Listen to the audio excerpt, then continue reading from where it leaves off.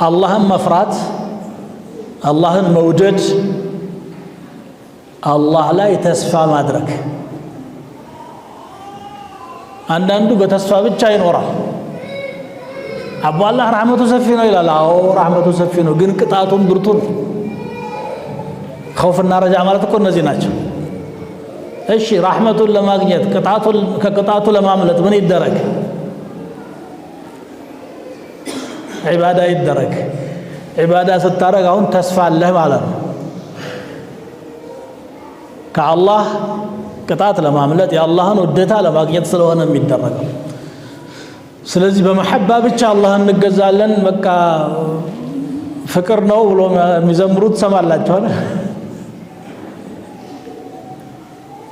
በመሐባ ብቻ መሐባ መሰረት ነው መሰረት እኮ ነው እሱ ብቻ ግን አይሆንም በخوف ብቻ ከሆነ ደግሞ ተስፋ ወደ መቁረጥ ይወስዳል ማላየለኝ ምን ወደሚል ማለት ነው ሶስቱ አንድ ላይ ሆነው አንድ ሙእሚን ዒባዳ ሲያደርግ እነዚህን ሶስቱን ነገሮች ይዞ ነው ዒባዳ ማድረግ ያለበት